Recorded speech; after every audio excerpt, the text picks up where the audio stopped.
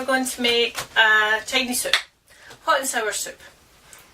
So simple, so quick, just the way we like it. Just before I start though, I'm going to show you what I got in the post. My very own Truly Scottish TV Innie, which I can't use. At least I can't use when I'm filming because it seems to be reflecting the light. So we shall put it aside and make very good use of it. I think perhaps if I actually film in the daytime it might be better because then we'll not get all the reflections. But I'll pop it to the side just now and thank you very much. But we will use it another time. So like I say, tonight hot and sour soup. So to get started, one fillet of chicken. It's not even a very big fillet of chicken today. And I'm just going to slice it through the middle. And then I love scissors.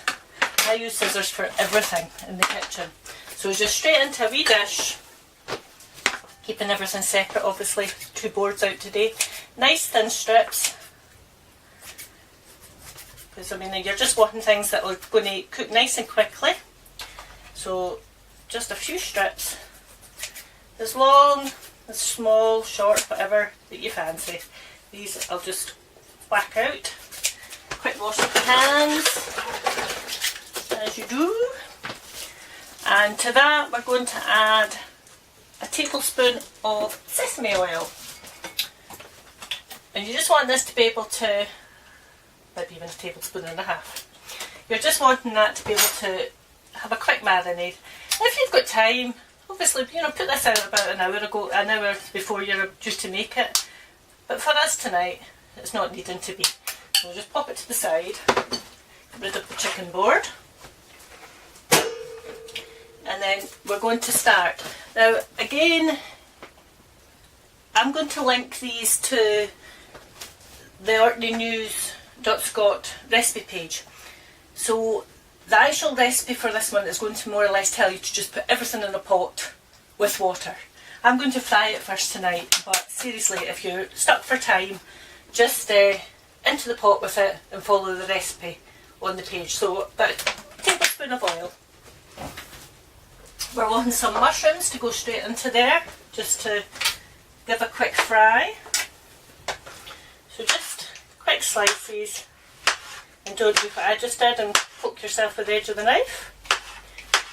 So that shouldn't take too long to come up to the heat. Of course we're using this weird and wonderful wok again. So you will have me bobbing up and down as per usual. Nice big chunks. You're not needing to, no finesse in my dishes. There'll be nothing, they'll certainly never win any prizes.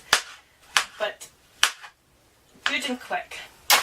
So for quickness, I'm just going to add them. Might not be at the temperature yet, but oh, there we go. Just like that. For that. But this whilst they're having a quick fry off, we're going to prepare some ginger. Just a good end of ginger, fresh ginger. If you don't have fresh ginger, the jars are fine. If you do have fresh ginger, a teaspoon is a great way to take the skin off. You just take it all off. So I think this particular spoon is maybe blunt, so I'll go back to the knife. But usually a teaspoon works a treat with ginger. Then we're just going to push that to the side and grate it. Just roughly grating it. And then once you've got as much as you're needing, like I say, just use the lazy ginger if you want, or even at a push, dry ginger would do. I've seen you using dry ginger before. So you're just wanting this to go into the pan along with your mushrooms, just to get the flavour started. And tonight we're going to actually use more frozen vegetables. I'm going to use Lidl's Oriental mix. You're not needing a lot of veg in this. I said it before, it's a hot wok. Turn it down a little. So just fry that off for a second. And it really doesn't take long I'm going to add the chicken already. Try and keep some of the oil back for later. I mean, it would be better if you could give it a wee while to marinate, but I'm just doing everything these days in real time. You've just got to crack at and hope for the best. So leave that chicken to cook for a second. And whilst it's cooking, we're going to make up the thickener and the sour section of your hot and sour.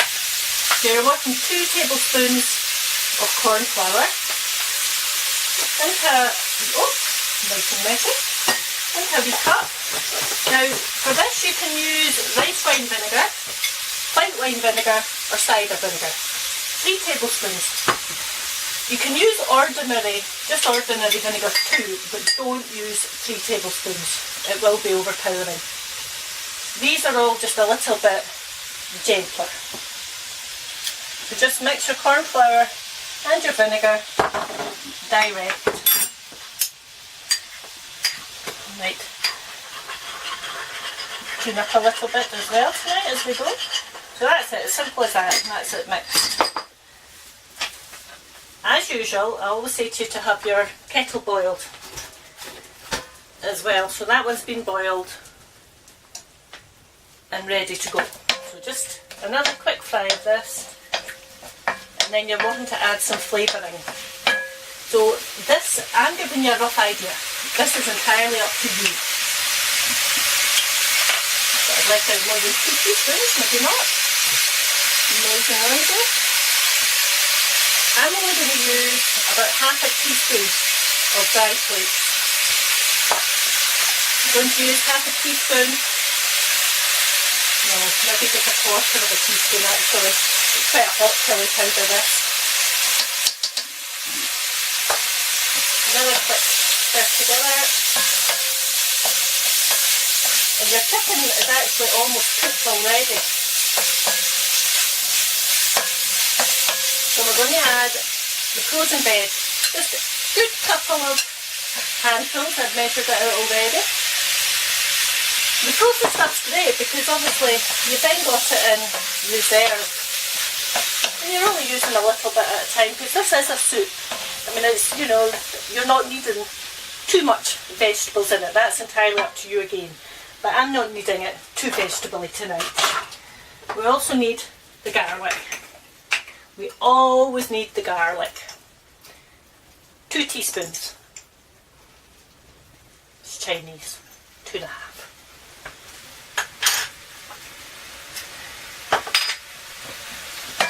Quick coat. And then straight in with your boiled water. A litre. Yeah, hopefully feeding maybe 4 with this. So a litre in. Back to the boil. And we'll just leave that to simmer just for a wee second.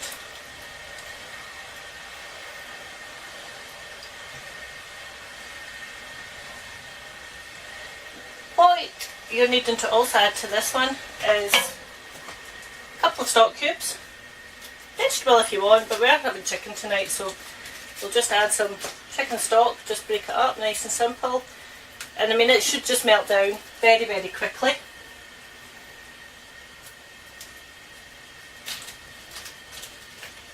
And we'll just give this just a wee second just to come together. And whilst we're waiting on it coming together, I was asked the other day how my hair was getting on. Well, my hair, what's to be said? Apart from the fact it is now approaching 6 weeks. 6 weeks. Can't believe I've not washed my hair in 6 weeks. But anyway, it is now approaching 6 weeks, and it is, as you can see it, well, it is what it is. But I think I've only got a couple of weeks to go.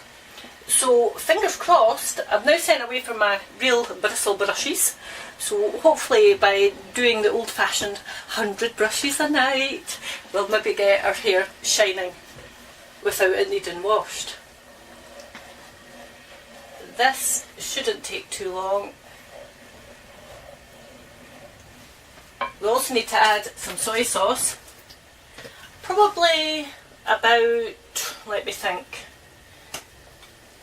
2 tablespoons. Now I'm using dark, so I'm only going to use 1 because we don't want it overpowering. But if you're using light soy sauce, I would use 2. I quite like things that lovely dark colour, so I don't actually mind using the dark soy sauce, but I know some people find it quite overpowering, so obviously just the ordinary light stuff's absolutely fine. We're needing this to come back off the heat. Obviously, if you make it in a pot, you would just be removing it from the heat. Because now all you're going to do is thicken it. That's where your vinegar and your cornflour come in. Another quick stir. Slow drizzle. Because the last thing you want is lumpy soup. So you see it's thickening up already.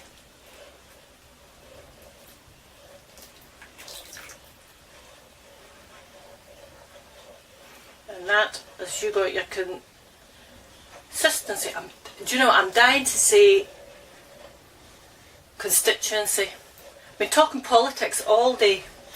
In fact, we've actually been talking today, we've been talking about Keep Scotland the brand.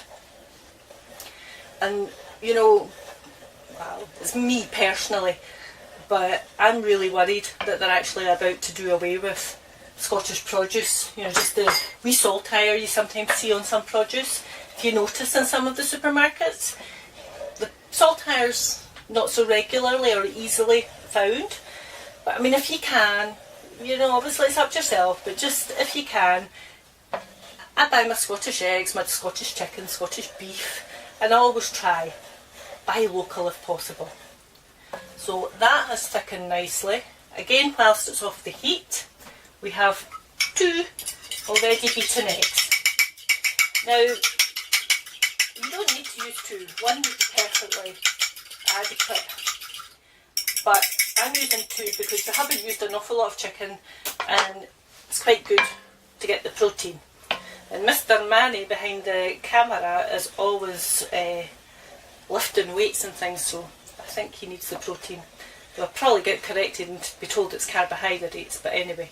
So you're just drizzling the egg in nice and slowly so as it breaks up.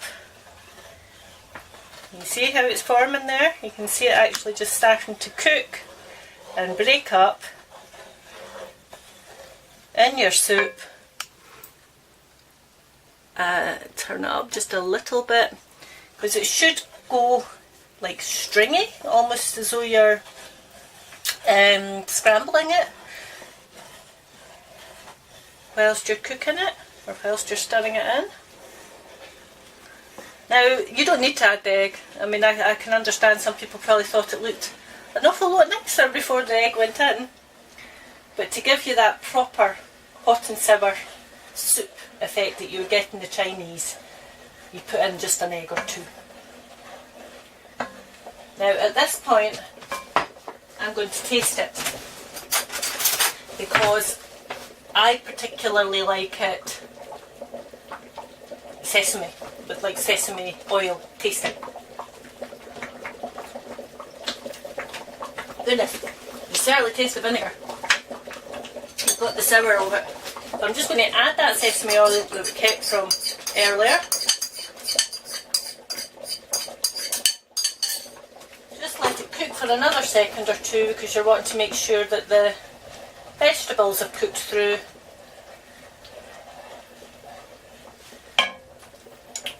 And then all you're needing now is, all you need now is a couple of spring onions to finish it off, washed already. Take the tops off and then very roughly chop. Oh, I can feel the chilli going for the back of my throat here. I'll be doing a Theresa May. I'll be coughing in a second. Better not say that. Good job I've got no props, eh? they'd be falling off the walls and things. Poor Teresa. Right, anyway, that's enough of that. Sprinkle in your spring onion, and that is how quick and easy it is to make hot and sour soup. Like I say, might not win any prizes because of the egg, but it tastes delicious. So, as usual, I hope you enjoy it. Thank you.